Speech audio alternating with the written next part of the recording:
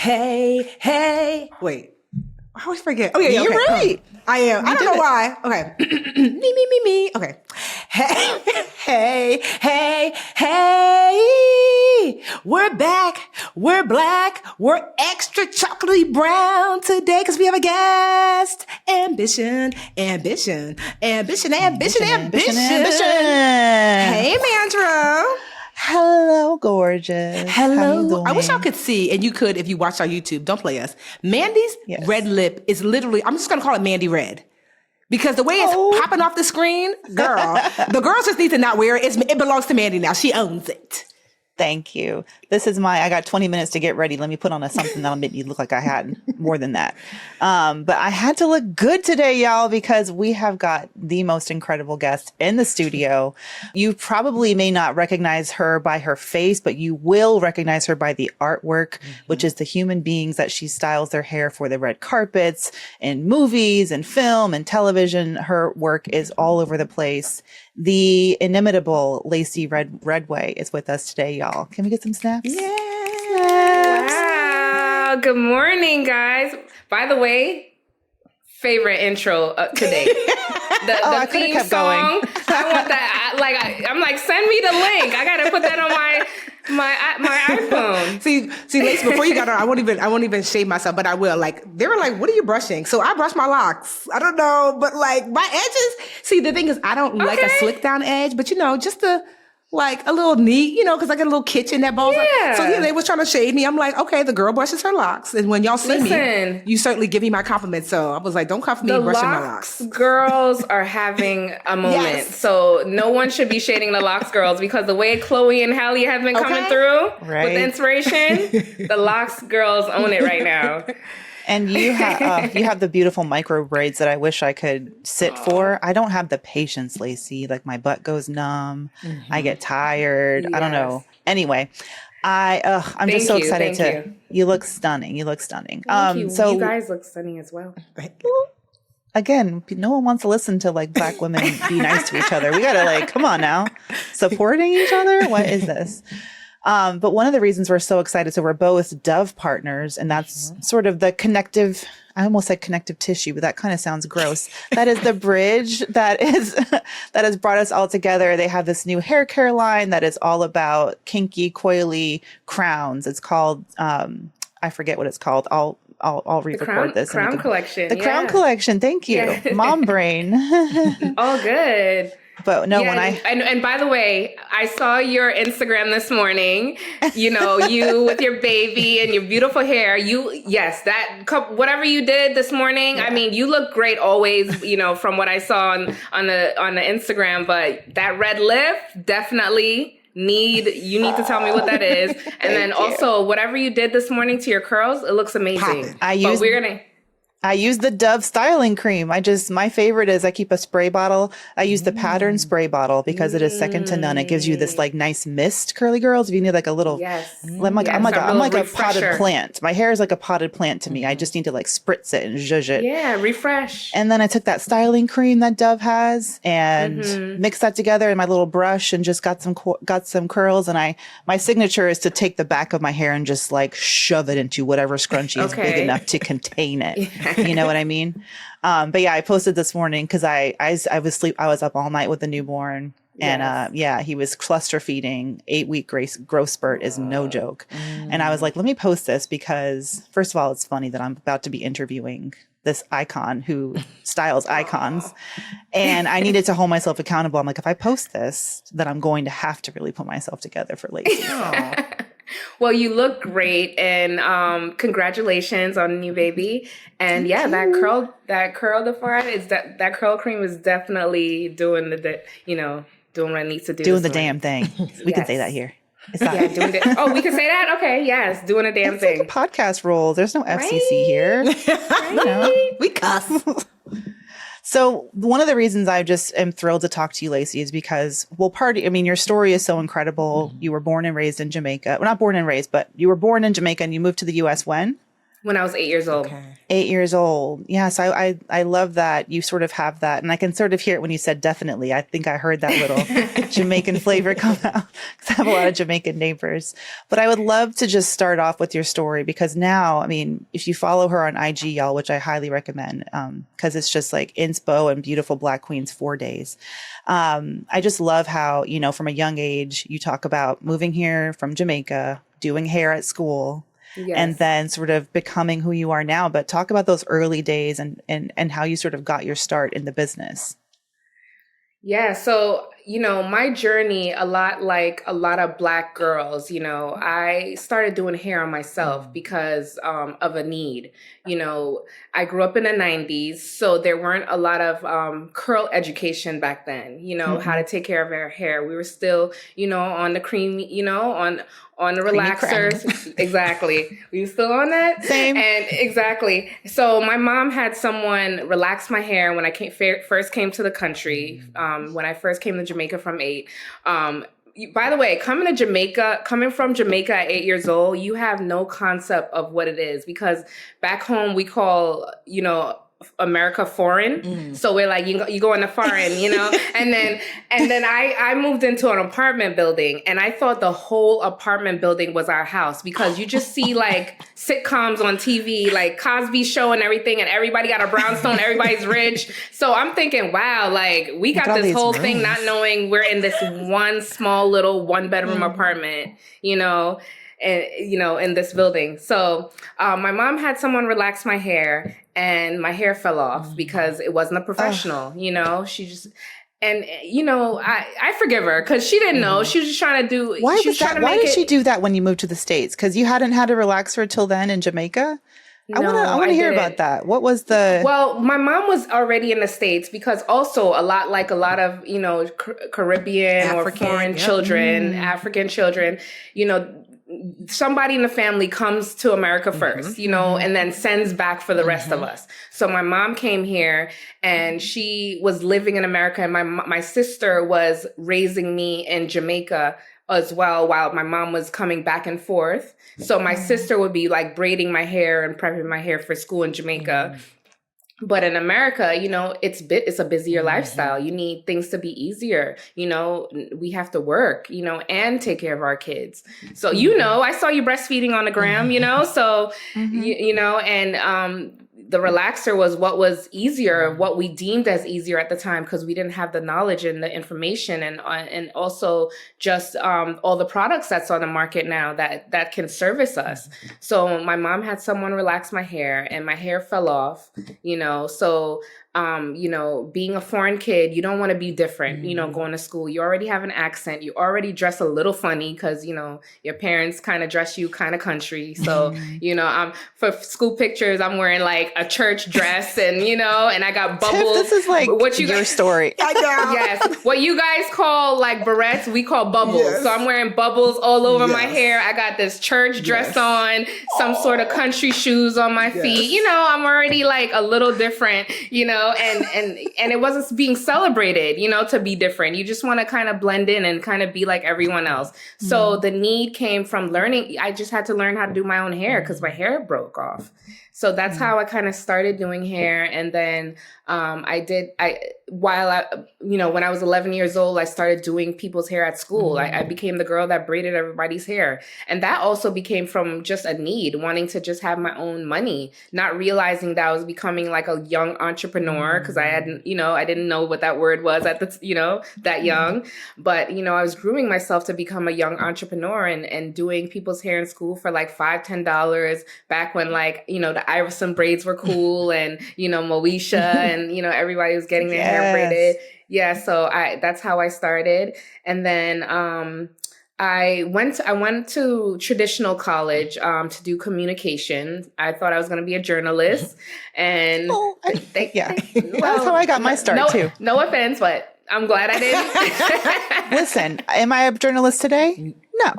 Right. But, you know, we appreciate it. Yeah. So, but I continued doing hair just, you know, from like not coming from a wealthy family, wanting to be able to have my own means of, you know, income and that need, is realized that was something that I was born to do. You know, I continued doing hair throughout college. I assisted someone while I was in college that at her salon that she did photo shoots.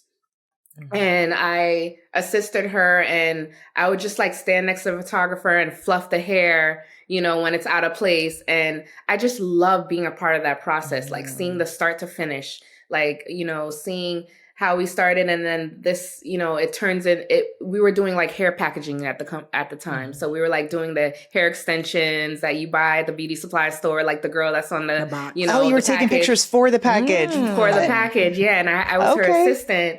So I just loved that. And I just like realized that I really wanted to pursue that, you know, because I, you know, growing up, you don't really, in school, you don't really get education about different creative fields. You know, you just kind of learn that to be successful, you have to do these traditional careers that are like doctor, lawyers, nurses, working in some sort of office environment. But, you know, we weren't really getting information about, being creatives. So, getting access to that, and then, starting my portfolio. I hired like a family friend to be my model, hired a photographer. And then there was this platform called Model Mayhem that I joined. Yes. Yeah. And it was like, it was like kind of a barter thing where it was like, I'll do your hair, you be the model, let's get a makeup artist, let's get a photographer. And then we all come and we kind of like, collaborate and, start our portfolio. And then through doing that, I also started like doing my own research of like finding out different agencies. I also saw one episode of Oprah show where there were like hairstylists on it. I think it was like Ted Gibson and this guy like Harry Josh and I forget who else, but I like emailed them, like I was really like actively trying to like, pursue this career. Cause one thing about me, Jamaican, once I put my mind to something, I'm gonna do it. So, so I really started putting forth, putting myself out there to pursue this career and started assisting and started working backstage at Fashion Week and assisting like all these big hairstylists. And I didn't realize that I had a special gift, backstage at the time. There weren't a lot of Black, stylists backstage. So there were like maybe less than a handful of us. So I started to gain a following through the Black models specifically because they would wait for me till I became available to get their hair done because there weren't, people were doing crazy stuff back there, girl. Like, flat iron people's hair is wet. I mean, like stuff like that. Like stuff like would you flat iron? You wouldn't flat iron your own hair wet. Why you gonna flat iron our hair wet?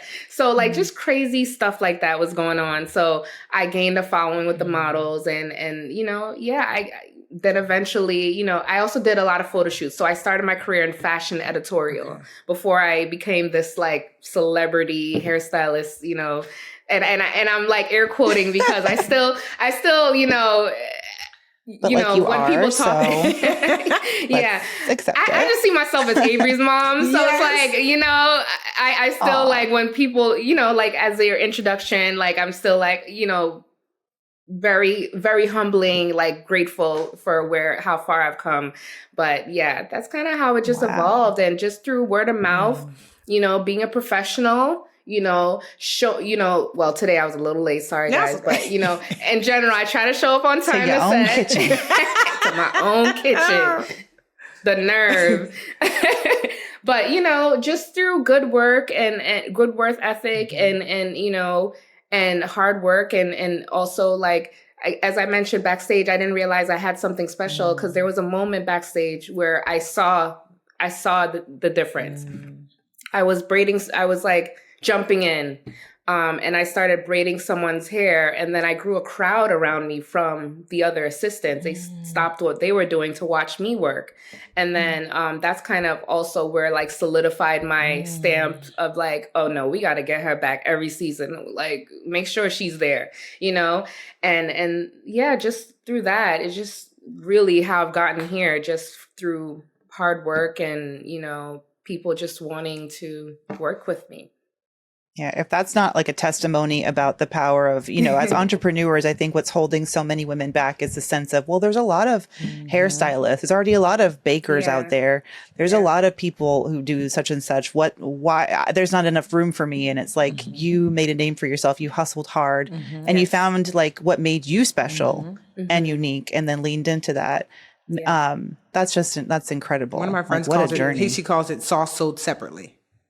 Yes. That it's like, I could give you all the tools right here. I could sell you, but it's like, it's all in, no one has your eyes. No one has, your touch, the way I touch hair is very different from anybody. Like, so even me, like now I key shows backstage. I'm no longer an assistant. I key shows, but, just to even show the other stylists of what myself and the designers have agreed to do, it's sometimes can be challenging because it's the way you touch the hair, for someone to emulate your style can be a little bit challenging, and I think what also sets me apart and makes me so special is the ability to work across all hair types and textures, and as Black women, we often get pigeonholed so much in our careers and every area that we've entered, but I've made it a point in my career journey to not let anyone box me into just one thing. Cause I feel like I'm a hairstylist, so I can do everybody's hair. Yes. I am a specialist in textured hair, and because of that, please do call me because I don't want to see these models not, going down a runway not looking great, or someone on an ad campaign and no one has touched their hair and and they have like lint in their afro or something, but but also call me for everyone else because I'm a hairstylist. You brought Emmy Rossum curly, right? Like I've followed Emmy Rossum forever, and I knew she was a natural curly, and I don't actually know her. It's creepy how much I know about her. Anyway, whatever. I'm a fan. Shameless and all that ice skating movie she did on Disney years ago. But I saw that you worked with her, and I'm like, yes, because everyone wants to be a curly now. Yeah. And shout out to my Virgo friend Emmy Rossum. She's a Virgo. I'm Virgo slander will be tolerated. That's right. Libras love everybody. I'm a Libra. We love everybody. Libra. Oh yeah. Everybody's Virgo Libra. Yeah, no. I'm a Leo, which means Leo's be girl touch and go. I don't know anything about anyone else's signs because I'm such a Leo. I also love Leos also. And happy early birthday or happy belated. Yeah. Thank my you. son's birthday is Monday. He's also a Leo. Okay. Ooh, Leo season. Yes. And Leos are supposed to be really good looking, which obviously, here we go, Mandy. Yes, and also always have great hair. Really? I mean, the mane has got to be popping. So I have a question, Lacy. Like, receive it. You people say like 4C, 1A. Do you subscribe to the different curl pattern? Ooh, look at the heavy sigh. So okay, I understand the chart of it all, like to identify so that it makes it easier for people to talk about it.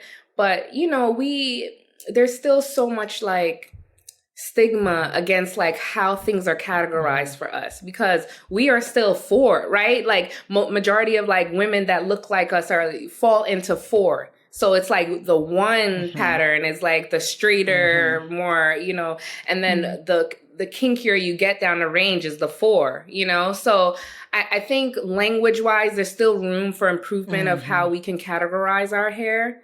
And as we're still like working through the traumas of colorism and texture, like there's so much that it still needs to be improved in 2023, I think. No. Of all the industries, I'm like, how is hair care how did it become dominated by white men? I feel like we should have owned this from the jump, right? Yes. Like white Madam men C.J. Walker. and the Korean, Koreans own all the beauty supply stores. I didn't know that too. Okay. Yeah, I wonder this too. And that's why I'm so excited to talk to you guys about like the business of hair, because us too. I feel like, the problem is that we still don't support each other enough, and we're getting there. I feel like you talking about Black women in the industry? Yeah. Don't support each other. Okay. Talk about that. Yeah. Not, I feel like a lot of times we're looking for a handout from each other. We start a business and then it's like your friends are not supporting it really. They're like, girl, hook me up. And it's like, well, I'm just starting out. So I kind of need you to support it for it to get its foot off the ground, And it's like, I don't know what it is definitely for me, I've seen in the fashion industry, like, white men are still superior. Like they are superior to everyone, and just men in general. Like I think men, and it's so interesting to me because I'm like, women, we had to grow up doing our own hair. Why is it that men are viewed as the most superior of the, I'm so confused by that. I'm so confused. Paul too, Mitchell, myself. why is that the household right. name?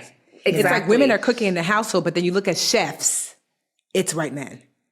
Yeah, it's like you're so industries right. like that where you're just like, so when women do it, it's like, it's very domestic. I feel like it's like black women doing black hair is such it's a disrespected, I feel like, business model. Like, and I think about Tina Knowles and how she started her, she was like, providing for her family with her salon and this great entrepreneur. And you think about that so many black women could potentially be business owners, but almost like because of what you said, people undervaluing it, not seeing it for not seeing it for the talent that, it takes, the time, the energy. I think about the African hair braiding salons that I see around even me.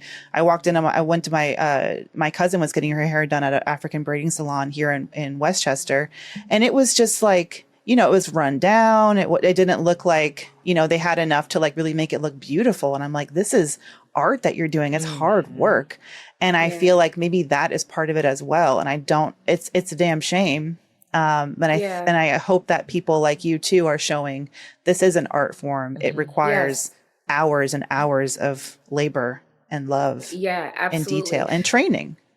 Absolutely. Yeah. That part, like it's not just like, I think some of the best hairstylists in the world, like you start from the natural gift, but it's still important to have the education behind it to just know how to correct your work.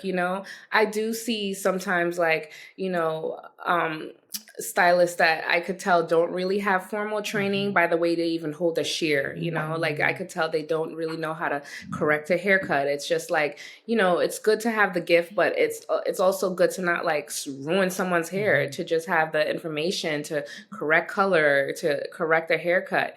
But, back to what you were saying about like, business ownership, I think a lot of it comes from like, sometimes it's fear and and not having the knowledge of like where to start, how to fundraise, how to get, the support to launch this, this idea that we have. I think, there needs to be definitely more like some sort of education that people feel that is accessible to them, that they can, get more information about how to start a business.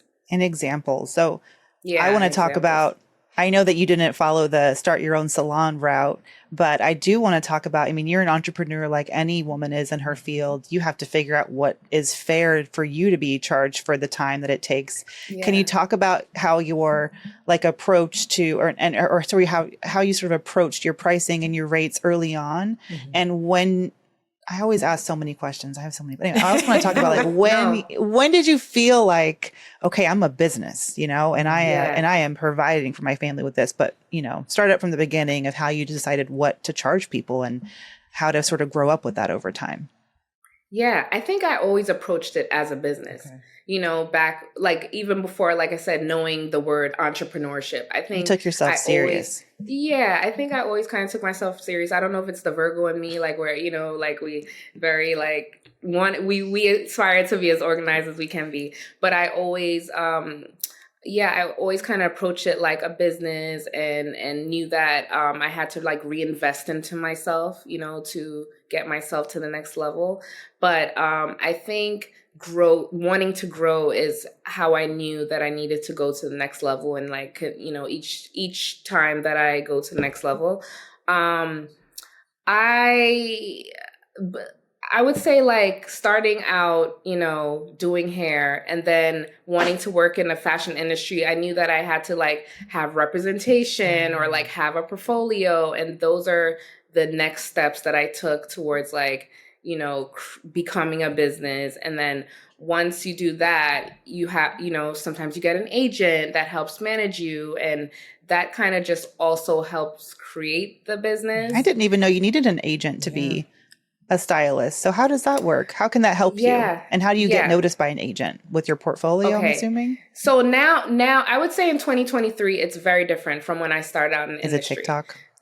Yes, Instagram and TikTok. Yeah, you're like being the growth, you know, the visibility, you know, is so much quicker. Like back in the day, I had to have a 9x12 portfolio.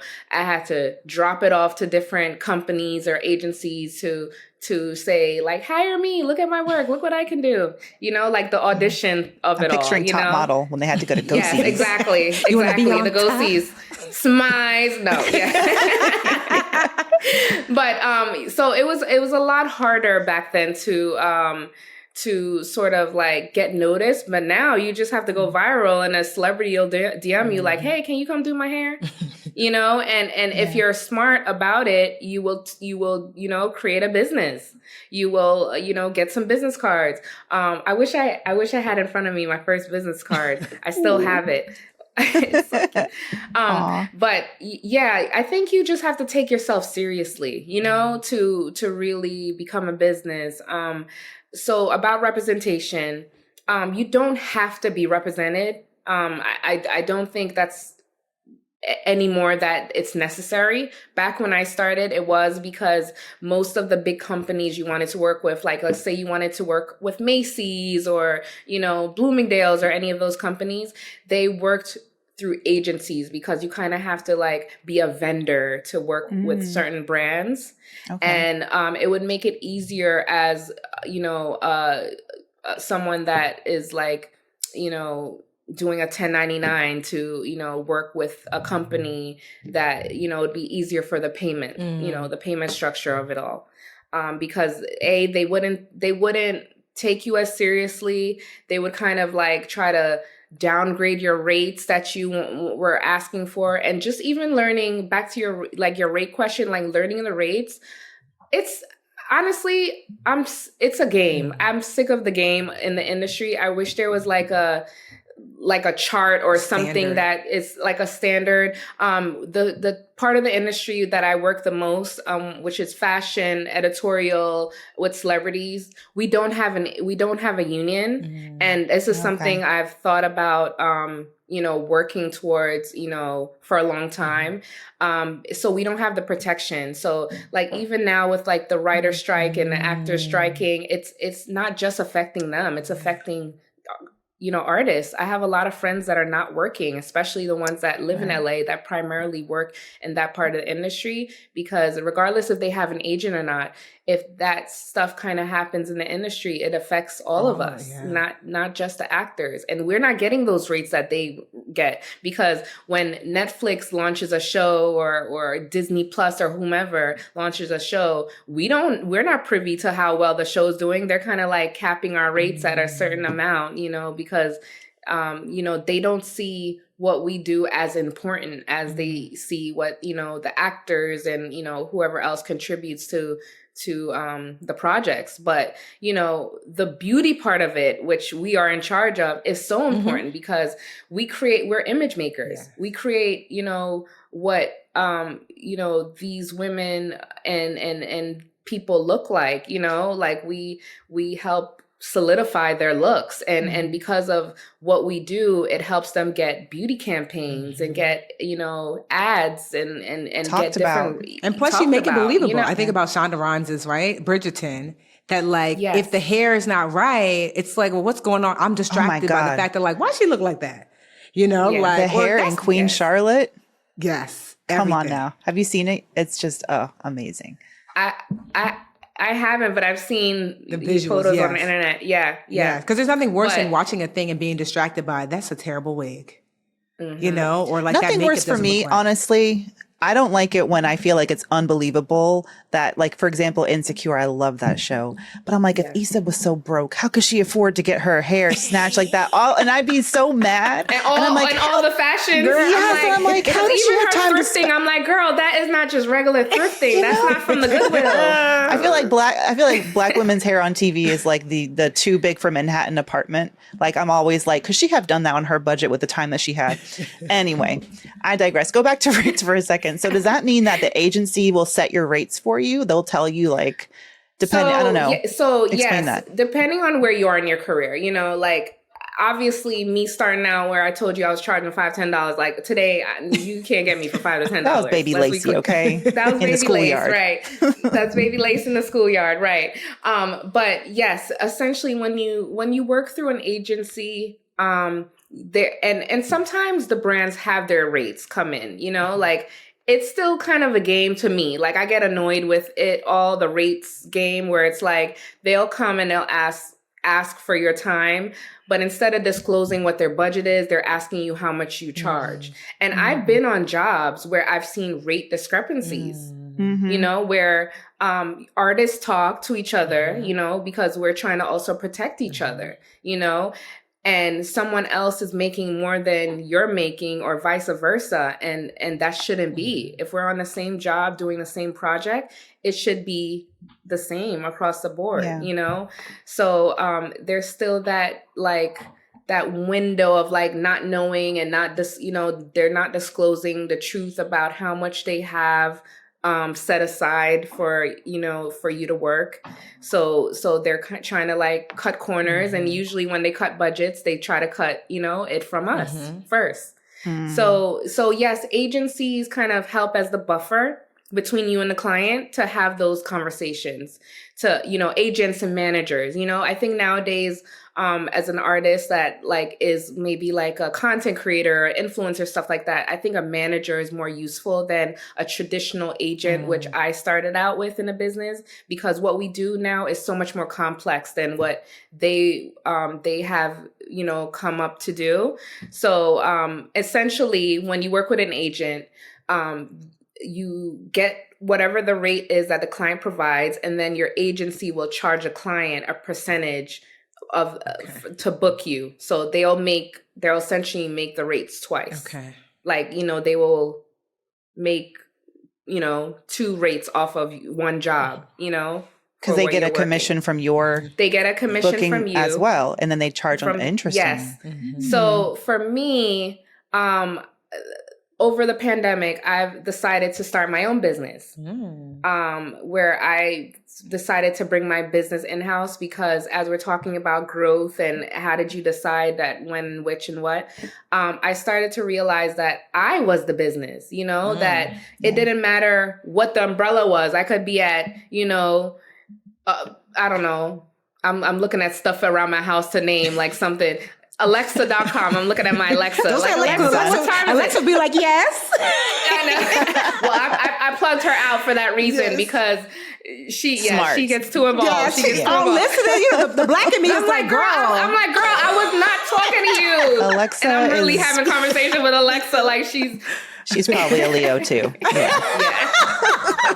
Yeah, because the way she talks back, I'm like, girl. I did not understand that. Like, you know what I'm talking about. No, I want to know, like, just like with this new business that you're starting, like, what are some of the challenges? Because so many people who listen to us have businesses. Yeah. Mandy has a business. I have a business. What are some of the surprise challenges that you're like, I did not anticipate this? Well, there's a lot of surprise challenges. And, Allison, who's on my team, I've known her from so long, like back when I was like an assistant backstage. So she's seen the growth, from me, from like baby Lace to like, who I am today. And there's a lot of surprises, you'll find, even like coming from an agency to like now being independent on my own. There's so much that they also help artists do. So I don't want to sound like I'm downplaying them, although I've decided to take my business in a different direction, just because I would like to be more hands-on. Like, I don't like not knowing what's going on in my business. I want to know every area of what's going on from the start of the conversation. But there's so many things that they can also help provide. Like they help you put your portfolio together. They host your portfolio on their website. So there's never a case where, there's not a website up, They also help you negotiate rates. They help you filter jobs to, and advise you, like, maybe it's a new television show of some new actors that you might not, know who they are, but they have promising careers, or maybe this would be an opportunity for you to showcase, different techniques that you're capable of, and grow with, the clients. Like majority of my clients, I've grown with them. Like Tessa Thompson, who we were talking about earlier. And I saw your Instagram where you're like, you're going to dive into the Met Gala. The braided cowgirl hat. Oh my. But we started out like earlier in her career, and earlier in my career. So it's like, we kind of like came up together in ways, build that trust. And really that's what creates longevity in your career. And that's also where you can do your best work. If you don't have that trust, you cannot do your best work. So it's just like building the trust with anyone on your team, whether it is, your agent or your clients, and growing together. So I think that makes perfect sense for you to be, you're the brand now, and you probably get so much incoming work that has nothing to do with your agency. So why would you why would they get a cut? It's like how you talk about Tiffany, if you bring your own speaking opportunities and your speaking agent doesn't actually, you have a deal where she doesn't get a cut if you bring it in. I have a spokesperson agent, but she only gets if I send something to her and I'm like, can you negotiate this? But then if not, then I'm just like, girl, I'm like, oh, I got this. You ain't got to worry about that. And I like, because to your point, Mandy, I was talking to somebody yesterday and she's looking at overall management. And I was like, I don't like for someone to eat off of the plate that they did not prepare. And so it's one thing if like, oh, you negotiated that contract, great. But then she was saying that this management company she was going to join, that all of her things, everything from if she got a TV deal, a book deal, I'm like, but what role did they play in that? So I was just telling her to be careful. To your point, Lacy, like for some people, if you're coming up and you're new, it might be great because you might not have access otherwise. But if you're a little bit more established, you're like, I can self-generate business and I don't want to give up money if I don't have to. Exactly. Yeah. Exactly. So to that point, I think an agency is very useful and great for artists that are just starting out, because if I'm not available, they're not going to let that money walk out the door. They're going to be like, hey, well, we don't got Lacy Redway, but we got X, Y, and Z who's available. Would you like to try them out? And it's an opportunity for a newer artist to be able to, create their careers, from being able to have access to the clients that, and the agencies already have the sort of trust, from these brands. So they're more willing to hear them out versus like a random person that might email them. But also, to your point of like, if someone didn't bring work in, they shouldn't be able to eat it, but there's still a lot of involvement. Like, so now creating my own company, I do get to see so much work that is still involved. Like, even if someone's not bringing the work, like the negotiation, the back and forth of the emails, I love that. Getting I'm a negotiation coach. I love that. Getting all the logistics. So, it's like, even if they're not, there's still work that needs to be done that you don't want to do. So it's like, you just have to figure out like, how does this structure work and how can we make this work, even if the calls are incoming, Can you talk about, so you have your beautiful son. You said his name is Avery? Yes, I love that name. Avery. And he's grown enough to like make fun of you. How old is he now? He's going to be 11 on Monday. He's a big I boy. cannot believe I have an 11-year-old. Yes, I just dropped him off to acting camp this morning. He wants to be a little actor, so you might see him one day in something. Yes. What was your? Can you hear the vacuuming happening right above my head? No. Okay, good. It's just me.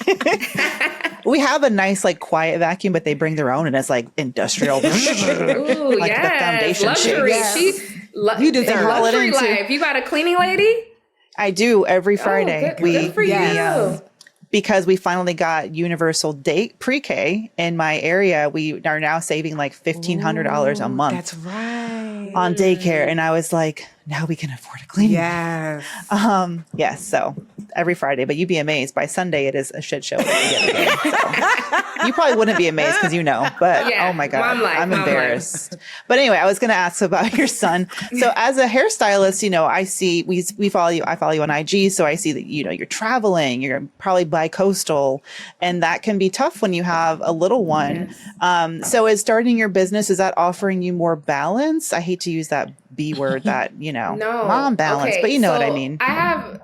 So 2020 for me, although outside of my home, there was a lot, it was horrible. Like, people were in shambles, like, there is so much happening, people losing their lives and stuff like that.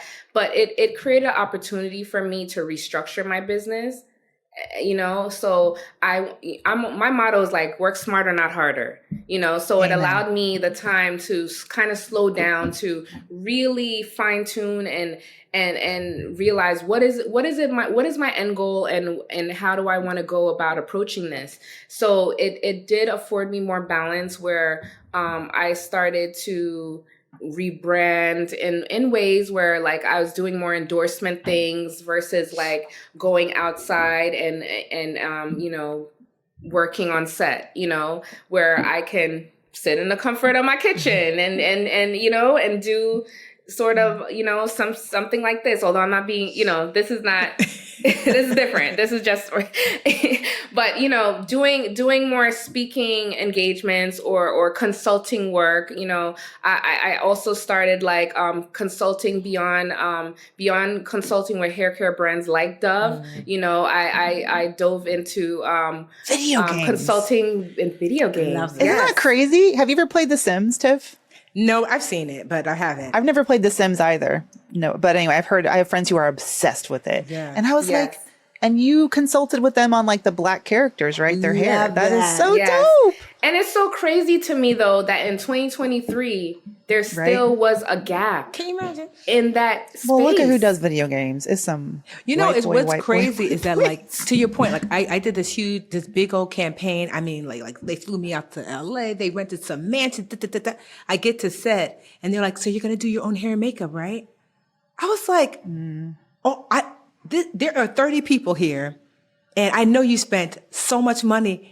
And before I came, I said, because I have a makeup artist in Jersey, I said, this is my color. You got to give me that makeup artist. Yeah, her name is Leela. She's awesome. She's good, like, I just couldn't fathom, like, to this day, you're just like, you still don't have people think. It's one of the reasons why I have locks is because at least I know you don't touch it. Like, this is, I know what to, like, my hair is super easy. I know, just leave it alone. But it's unfortunate, though, because somebody's being paid that they're supposed to look after you. So to get on set and like, thankfully you're so self-sufficient that you come already camera ready because you know. Yes. But to think that there's somebody hired that's supposed to do hair and then they don't even have like oil for you. I mean, your scalp or your little brush, literally every once in a while. Like I did the Jennifer Hudson show and I almost wept because I was ready to give myself. And the artist, it was like, girl, sit down.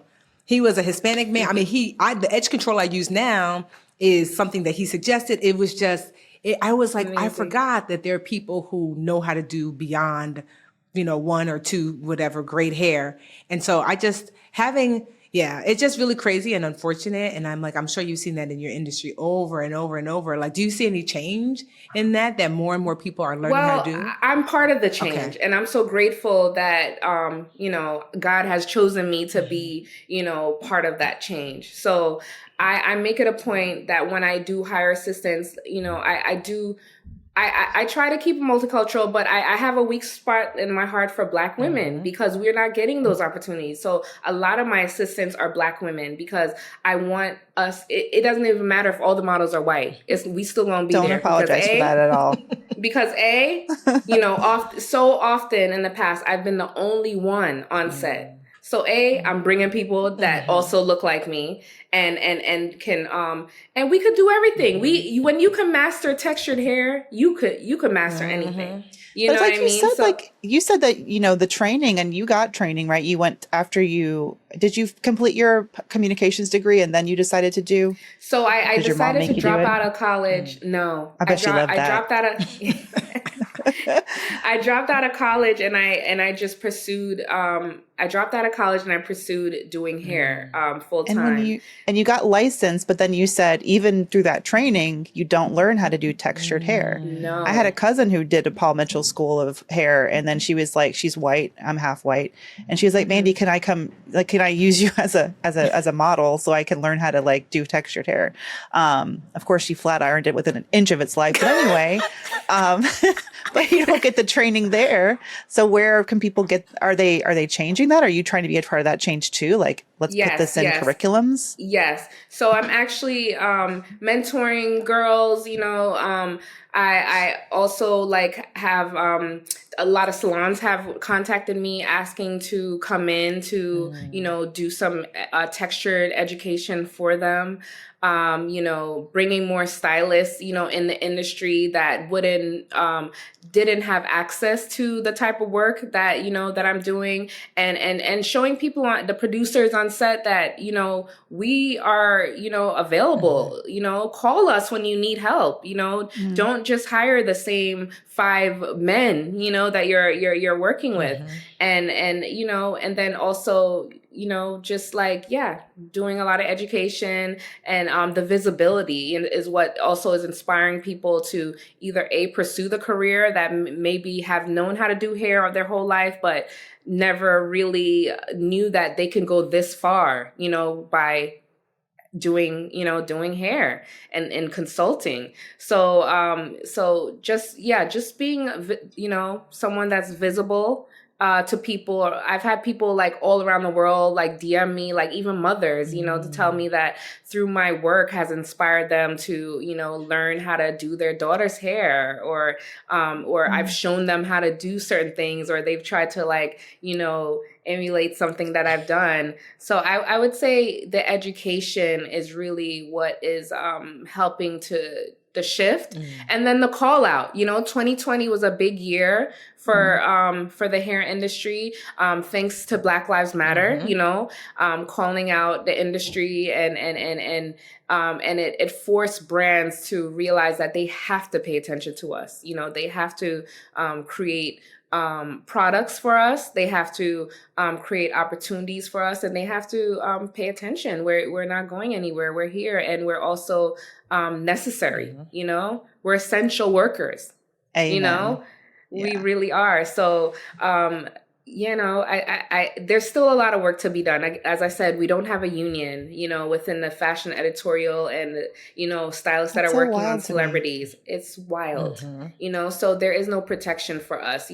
Some artists don't even realize that they need to have a deal memo. So it's like, we need also like business, like proper business courses of like how to protect yourself, because some artists don't know that. And back to the point of like agencies and like, working as a business, I think it's important to have structure, because that's how, you protect yourself and you grow to a certain, beyond just, what's accessible to you from, your neighborhood. If you want to be a global stylist, you have to have some business, proper business stuff behind you. Acumen. You got to get a CPA, got to, establish an entity, which you had to do when you launched your business. Exactly. I mean, tell me the truth. Can you teach me in enough time for the Beyonce show tomorrow how to make that braided cowgirl hat? Oh my gosh. I would let you even borrow it, but it's Tessa. Where is the braided cowgirl hat? Is it in the museum? Tessa has it will be one. No, I'll make another one. But Tessa has it as artwork in her living room.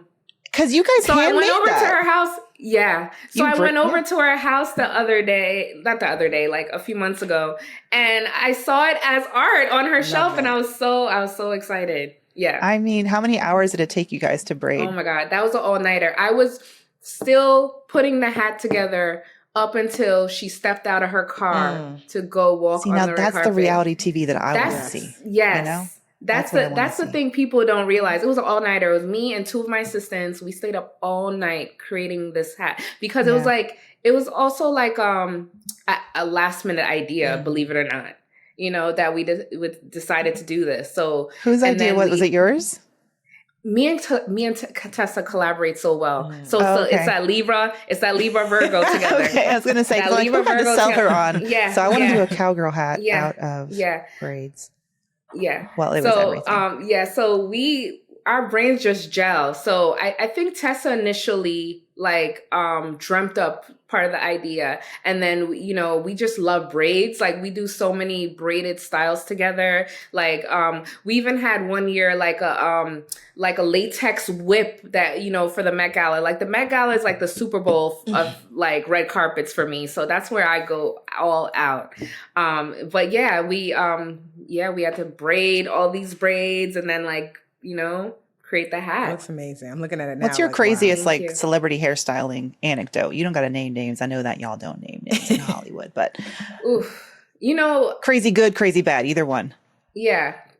I feel like earlier in my career, that's because now I'm an energy person. Mm-hmm. So I don't take on clients, especially if I've worked with you once and, if the energy is not right for me, I don't want to work with you because we also we meet people and we get to touch them in such intimate ways. Like we're like touching your scalp and we're touching it longer, or your face, and we're touching it longer than your partners, and you're at your most vulnerable with us.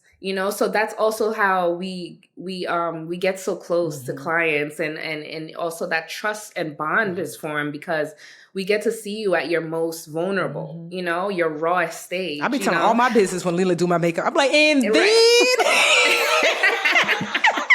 Oh yeah, we are therapists. We are everything. But I would say early in my career, like reality, I've had to do some reality folks that y'all know. Oh, okay. Was it Nene? No, don't stop. Think twice.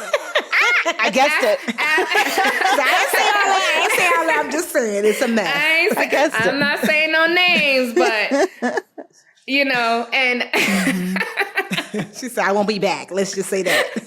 Let's just say that. But, it just always baffles me how, it's like, you should be so grateful that, people are hiring artists, to come work with you. And it's just that, like, I just found like early in my career when I've worked with some reality people, like just not being gracious, and grateful for the opportunities that they're getting. It's such a huge chunk of. And also because I only ever get my hair done for like a big event that we went to the Webbies, a couple of months ago. And that was like one of the rare cases I get my makeup done, or like I'm going on TV and it's nerve wracking. And I feel like the energy is important. You want people who are going to let you go out there and be your best self, and they're not going to drain you. They're not going to get you off your game. And oh my Lord, when I was a reporter at Yahoo Finance, like I would leave the hair and makeup and feel like I was the biggest thorn in their side. And why did my frizz, come out? And I should have just like flat ironed my hair today, like that kind of thing. And I'm so awful that you had to have those thoughts, because there wasn't enough people that knew they how to put work them in with my your head. girls. They handed them to me. Awful. I have embraced the frizz sense. To that point of like, a lot of artists don't realize that so much part of the job is like, yes, it's important to be a fantastic hairstylist, but to have longevity, especially in the entertainment part of the industry, where like I see so much, like I see commentary online where like people see people on the red carpet and maybe that day something off about their glam because there probably wasn't a lot of time. And often when you're collaborating, like we call it a do and go, where we get celebrities ready for like, sometimes we get 2 hours to do full glam, hair, makeup, nails, styling, 2 hours. And that's not a lot of time when you think about it, because when you go to a salon, it's just you and your girl. It's just you and your stylist, and nobody else is touching them. Now there's an art there's like an art and a dance that we have to do with each other, to work with, this talent. And sometimes the other artist on the other side might not be your preferred artist, you know? And you still have to also then create a safe environment for that person, that they can't feel any energy that maybe, you know, maybe this person is somebody you don't really mess with, you know, maybe this is not you don't really like their work. Who knows, you know, but you have to create a safe environment for whoever it is, and also be gracious to the other artists working. If somebody's doing liner, you know, you don't want the person's eye to get poked out. So you need to learn how to dance and like step back and give them their turn and take turns, and also not be annoying. Like, we're getting people ready for morning shows like Good Morning America. Let them call times are like, yes, we know. 4 Yes. a.m. Me and Randy have done that. And you over here. Right. Can you say it again? Don't be annoying is my favorite piece of career advice. Do not be obnoxious. Yes. And also just learning etiquette. Set etiquette is so key. Like, you know, knowing how to read a room. Girl. You know, emotional intelligence. Yes. Yes. It's true, because I've been on set once where you know, the cameras are rolling, all this, and then I hear crackle, crackle, crackle, crackle, crackle. Someone support, you know, who's supposed to, they were eating fruit snacks. We just look like fruit snacks? I'm sorry. How you eating like a fruit Welch's snacks? yes, packet? like literally just like, you know, on set, quiet. They were opening Yeah, it? just open it, just like in there, like, oh, is that noise? I was like, they were like, get off the set. Like, because it's so unprofessional, and you're just like, it's basic things like that. So I know exactly, because you know, you're on there trying to be like, so tell me more about how you lost your house. What is that crackle noise? You're like, now we got to roll tape again. Right. But also being a good listener, you know, that's also a part of our job, you know, like learning what the client's needs are. And also it's like, if I'm just meeting you, Mandy, and you've been styling your hair for, you know, 21 years, you know, give or take. She started yesterday. Right. You know, you like, I want to learn about your hair through you. And while, yes, I have skills that will help you, you know, advance whatever it is that you normally like to wear, or show you how to style your hair in ways that you hadn't even thought of.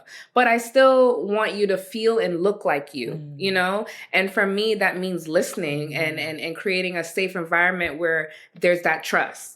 And to me, those are the artists that last the longest in the business and have the longevity. And those are also the artists that, you know, brands might want to invest in, you know, because they're professional and they're showing up doing the good work. And they're also, you know, they can speak to people's hair.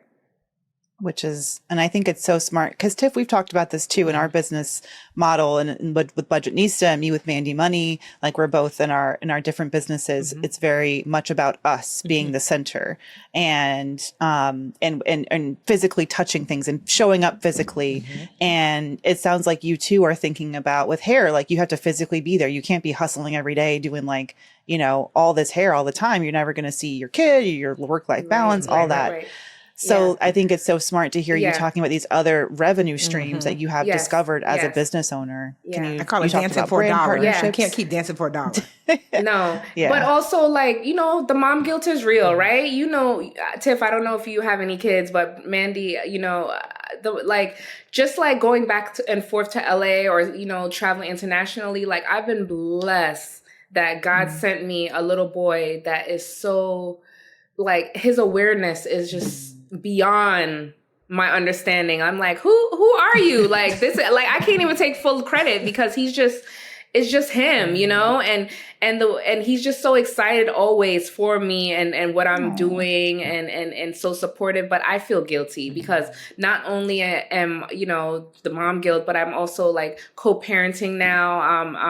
I'm divorced. So, you know, that's also hard because then, you know, sometimes work comes up weeks where I'm supposed to be with my son and then I kind of have to shift schedules around. So that's tough. So I think, you know, creating other revenue streams and learning how to brand yourself and be the business is what's going to keep you, you know, being able to be a good parent and be present. Yeah, my kids are still little, and I think you get the guilt tripping happens, I think, when they're older, and there's like, they have activities and things to, now I'm like, I'm going to Beyonce, and Rio's like, can I play with trains all day? Okay, bye. Right. Will someone be here to play with me? Yes, you'll be fine. Can I dig in the dirt? Yeah. That's incredible. And I think, as you're building your business, I'm just like, I'm very excited for you. And you said you started it in 2020? I went independent in 2020. Yes. 2020. Yes. Okay. Yeah. So baby business owners together. Yeah. But I always had, like, I've always, had to be like, have an LLC, like even because we're independent contractors. So even as I spoke about being represented by an agency, like they don't essentially, I'm not an employee, they're just like, helping me to manage my incoming work. Yeah, exactly. You're like you're a freelancer, so you got to still do your own taxes. Exactly. You still have to be a business, but now you are a businessman. It's like Jay-Z. I'm a businessman. Oh, I'm a businessman. Who was your first hire? Do you have full-time staff or contractors? Like, how did you? So, Tiff and I were talking about like pros and cons of full-time versus contractor. Yes. So I'm my only like full-time employees, but I do have people that I contract. I have people on my team that help me look after my contracts that comes in, look after my day-to-day, like it is ran like employees, but I can't afford to give nobody healthcare. So and I'll say this, that like stretch that out as long as possible. Just because, so many people who I know, and I've been in business for 15 years, and I think to myself, like, oh, I was in such a rush to be like a big girl business. You've seen me with my employees and healthcare, and it's too much. So 401k matching. Yeah. So I mean, especially with not having this, the security of what's going on in the business, right now, the standstill, a lot of artists are really struggling. Like they're having PTSD of 2020 where they were not working, and the business just got stopped altogether. And then now with the strikes that are happening, it's important to, have multiple revenue streams. And, and I've been asked like by other artists or different people on set recently of like, how are you being affected by this? And truth be told, like I'm not really being affected by it because I've always knew how to pivot in my career. So I do hair, period. Yeah. So whether I'm doing, a famous person's hair or I'm doing somebody's hair at the shop, I'm going to get money. I'm going to make money. No one can take that core skill away from you. That skill from me. And as I said, we are essential workers, so it's like, no matter what's going on in the world, like you will always have beauty, like the beauty industry was booming, for brands because people were like at home buying Dove products, while they were trying to figure out what to do with their hair in 2020. Right. So, and for me, like, just even working on set, like it's important for me to have like products that can work across all the hair types and textures that I work with, so I do like to like keep stuff like that in my kit. But yeah, just like knowing how to pivot. I love that as sort of like a key takeaway is keeping your core skill. And I just love how you have turned this skill, hairstyling into this budding empire. And this career with such longevity. I think you're so smart and so savvy. Yeah, it's inspiring. I hope our listeners are inspired. Thank you. And just like, I'm just also now excited to like be a consultant, as we were touching on like me consulting on the Sims video game, I think it's important to open your portfolio to spaces that is unfamiliar for you. Like I love learning and that's what keeps me excited about doing different things, always being a student in everything that I do, so even being like, a hairstylist that I am today, I'm still always trying to improve on my techniques. There's always new techniques that are happening. There's always new products that are coming in that's supposed to make your life easier, and I just like always want to just learn and just expand my portfolio. So now being a consultant for brands, I'm finding joy in that because it does give me more flexibility with my schedule. And then it's also a challenge, like working with the programmers of the video games and understanding the techniques technology, you know, like it wasn't as easy as I thought it would have been, you know, because there are restrictions in that area of like, you know, trying to make a, you know, coils or like, you know, trying to make a braided style move fluidly as the characters move. It's challenging, but it's exciting for me. So I know that AI is scary for most people, you know, as they're talking about an industry, because that's what, you know, that's what's affecting the strike. But, you know, technology has been scary over time, right? Like when the internet first came out, like people were scared, you know, about like would this affect us? And, you know, and just like there's so many different things that people have been fearful of. But I think just getting, educating yourself is really what's going to make you not as afraid of what's to come. Yeah. You know? What's to come for you as like a final question? I want to hear, I mean, will there be a Lacy Redway hair care line or a product line, tools line? Like where Children's we got Tracy book. Ellis Ross with pattern? Because I got more space on my shower shelf, okay? I'm very brand agnostic. I love all the colors of the rainbow, and I would definitely have a space for some Lacy products. Absolutely. That is a dream and a goal of mine. And definitely at TIFF, you know, children's book, like my son is a writer and he wants to not just act, but direct. And he also makes comic books. So I would love to like create some, you know, children's books with him for sure. But like my immediate stuff that's happening, like, you know, that I work with Dove and, you know, and I work on their hair care brand, but definitely one day I aspire to, you know, co-create with brands, you know, maybe Dove will hit me up like, hey girl, let's do some stuff together, you know, and because, you know, I love when I do step into that role, I do want to make sure, yes, we need products. I still feel like there's a gap, you know, with like enough things on the market for, you know, kinky, coily, curly hair types. But, you know, I work across the board. So I do want to also, you know, make sure that there's products available for everyone, because that's how I keep my kits stacked. You know, like I do have, you know, the Dove serum that I keep in my kit that works with all the hair types and textures. I haven't tried the serum yet. Yeah. They didn't send me the serum. I want the serum. We gotta get you the serum. The word serum, I'll pay for that. I'm like, call it a serum and I want it. Yeah. And it's like a repair serum. So it helps, you know, hydrate your hair and helps reduce frizz, unwanted frizz, you know, and it for me, it works across all the hair types that I work on. So it's great to have in my kit. But yeah, what's to come for me is just, more, you'll see more Lacy Redway branding somewhere.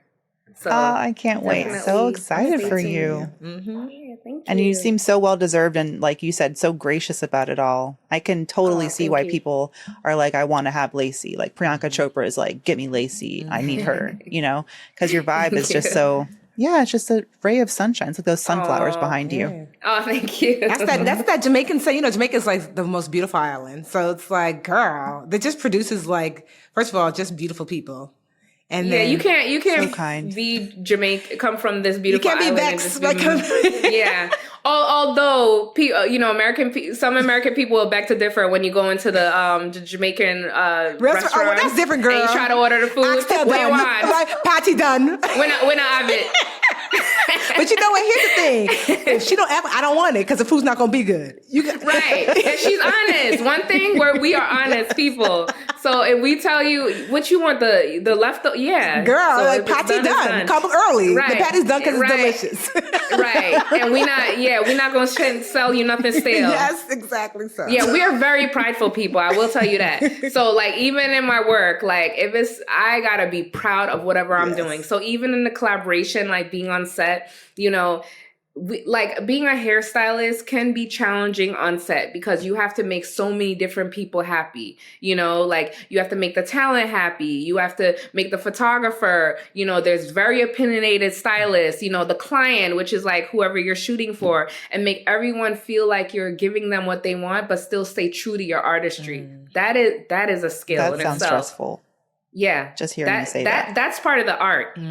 You know, You could do you should do a to- master class. All the celebrities are doing master classes now. You can do that one on hair. For sure. I want to do a TED Talk. So I'm putting that into existence. Like that is my goal one day. Why to not do a TED Talk? Yeah. But Power of reality hair. show. Yeah. Let them know.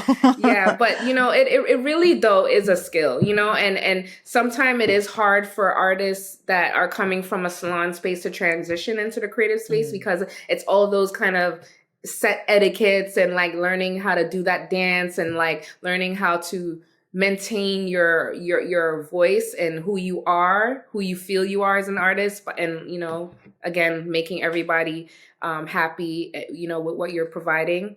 It is a skill. Well, hopefully they can shadow you and just learn from you. Absolutely. Well, y'all can check out Lacy on IG. When her website's up, I'm sure you'll let your followers know. But who goes to websites anymore? Anyway? Right. No, honestly, Follow her on truthfully. IG. Yeah. It's the business card of the internet It is. the internet of No, it really is. website. Anytime someone is looking to hire, they go to Instagram first. They are not going to our websites. They That's how I Instagram book. or they Google you. Exactly. Yeah. And if you Google Lacy, you will find so much amazing, incredible work that she has done, including with Dove. Congratulations on all your success and the success to come. Happy early birthday to your baby boy, Avery. Thank you. And Big to you as 11-year-old. well. Yeah. Happy Thank early you. birthday. Beyonce's kicking it off. Okay. That's how we're going to kick off Leo season, Mandy season.